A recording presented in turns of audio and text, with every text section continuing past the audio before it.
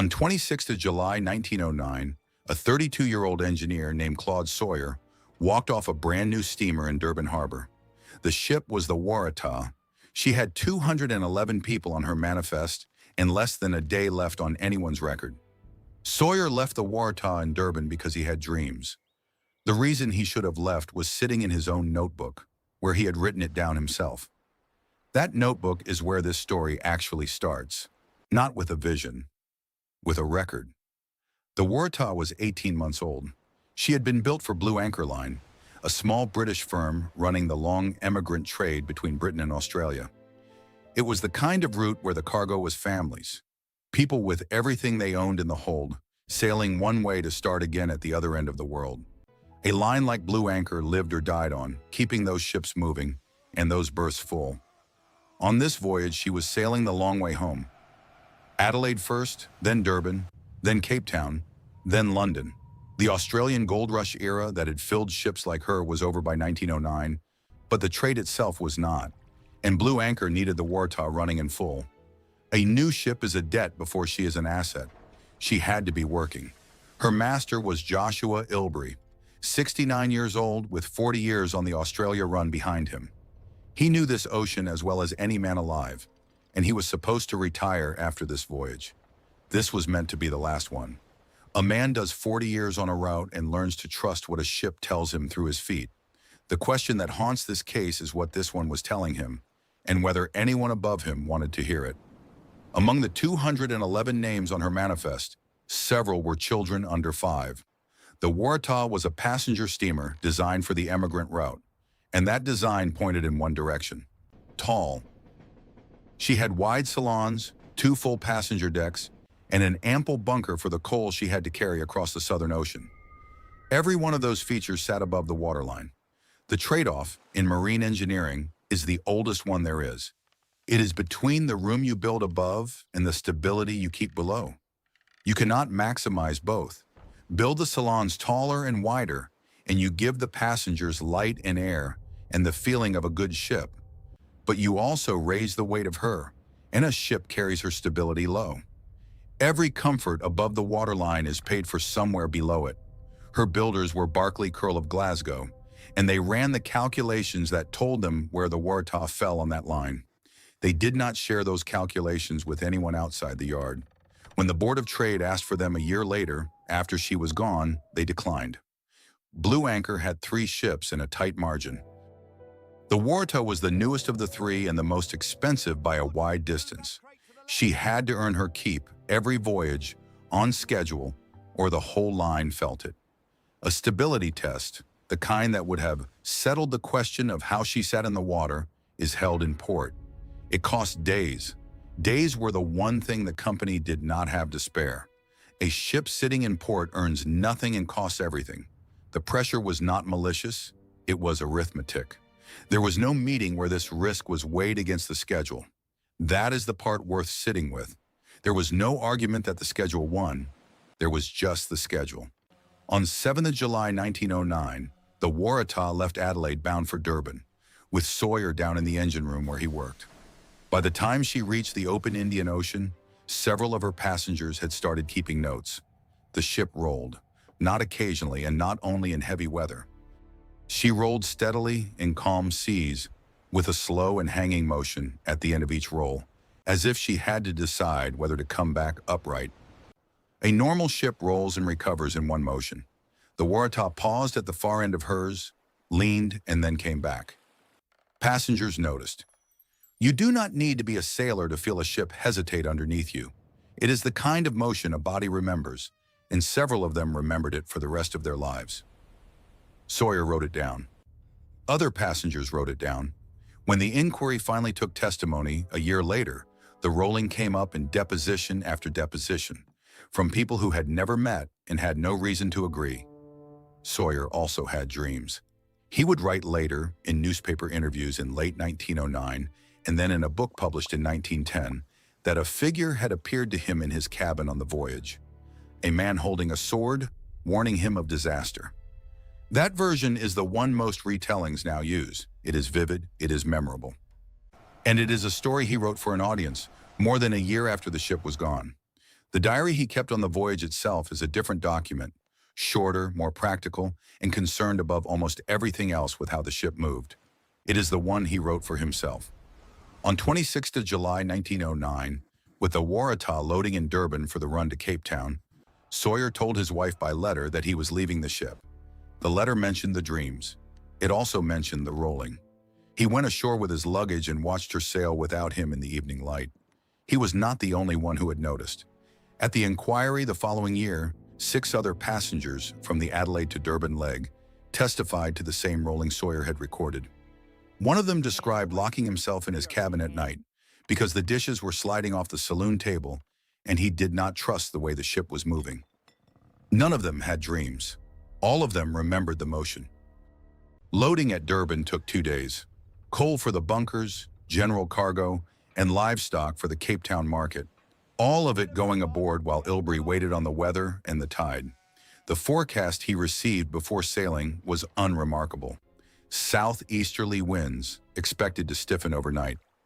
A southeaster is a Cape sailor's daily companion. You note it, you trim for it, and you carry on. But the Cape Meteorological Office down in Cape Town was tracking something heavier coming up the coast toward him. A real system, building. That information existed. It simply did not reach Durban in time to matter. The Waratah cleared Durban Harbor at approximately 8 in the evening on 26th of July, 1909. The lighthouse keeper logged her passing the bluff, the high headland that guards the harbor mouth. From the moment she cleared the harbor, she was running south into weather that no one ashore yet knew was building.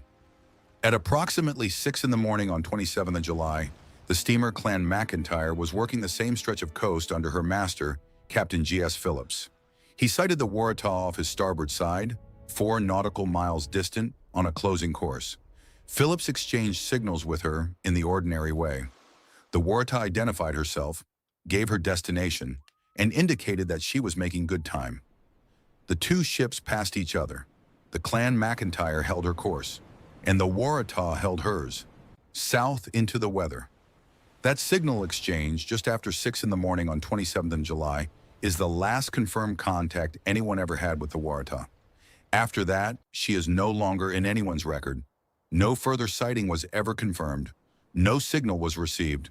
No wreckage was ever recovered that anyone could identify as hers with any certainty. What happened to the Waratah in the hours that followed has no surviving witness. There is no document.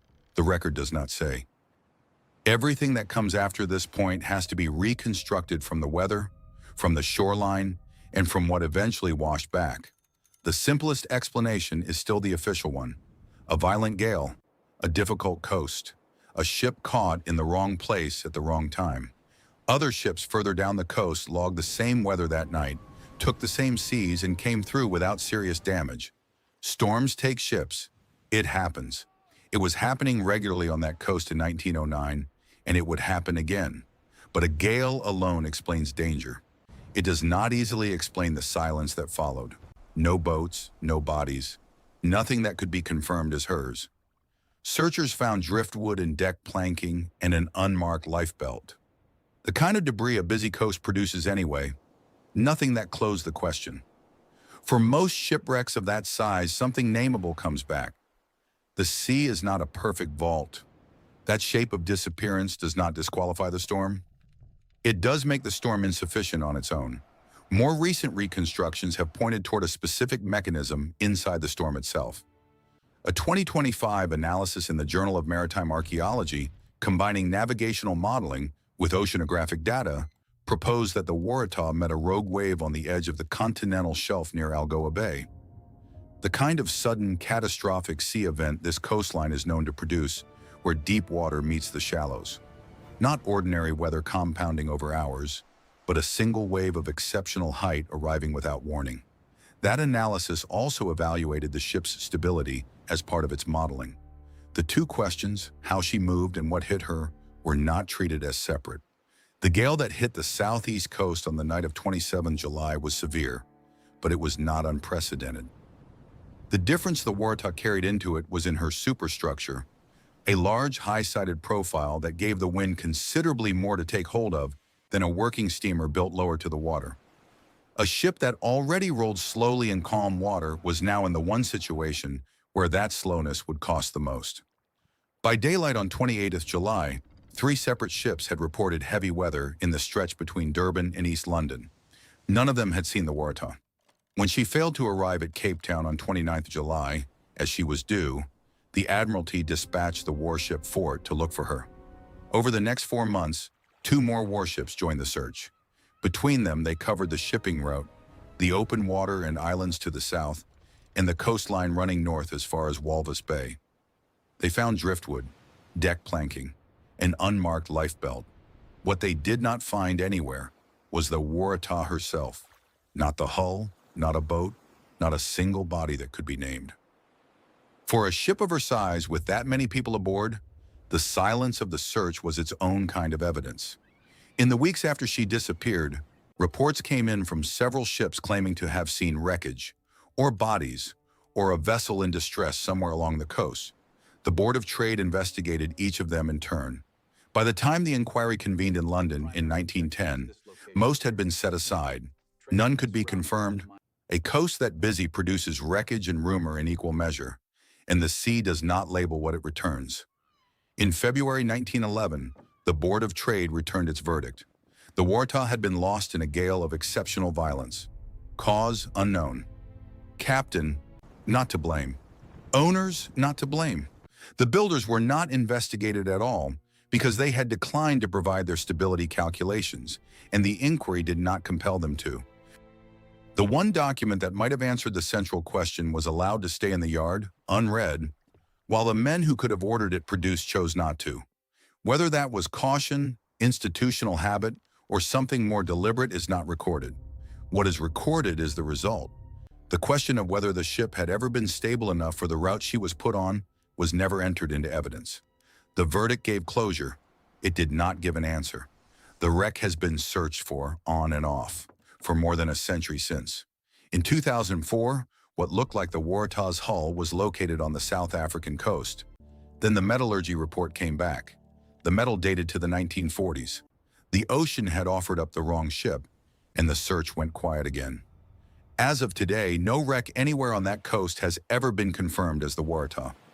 The version of this story that gets told most often opens on Sawyer's dreams. The man with the sword, the vision in the cabin, the warning that came true. It is the more dramatic story. It is also the one that closes the question neatly, because a premonition is either believed or dismissed, and either way it ends the conversation. The diary opens the conversation instead of closing it. 6 corroborating passengers, a pattern of rolling that multiple witnesses recorded independently, in plain language, before anyone knew the ship would disappear. Builders who declined to produce the stability calculations. An inquiry that received the dream testimony carefully and moved on from the rolling testimony quickly. That sequence of choices, what to examine, what to compel, what to leave in the yard, is the shape of the inquiry's conclusion. It is not necessarily a conspiracy. Inquiries in 1910 did not routinely compel private shipbuilders to hand over proprietary engineering records. The procedure that let Barclay Curl decline was standard. What was not standard was the result: a ship gone with 211 people aboard, and the one document that bore directly on why left unread. My read is that the Waratah was endangered by a design that appears to have pushed passenger comfort high above the waterline, possibly at the expense of stability margins, and sent to sea without the test that would have measured the gap. Whether the inquiry that followed asked the wrong questions, by habit, by institutional deference, or by something more considered, the effect was the same. The central question was never put on the record. The premonition made a better story. It still does. A man has a vision, ignores common sense, gets off the ship in time. The version you can tell at a dinner table. Self-contained, ending cleanly with the survivor on the dock watching her sail. The diary version does not end cleanly. It ends with a ship that may have been inadequate for the route it was given, and an inquiry that never established whether it was. That is why the dreams are remembered and the rolling is not. One story closes the door, the other leaves it open.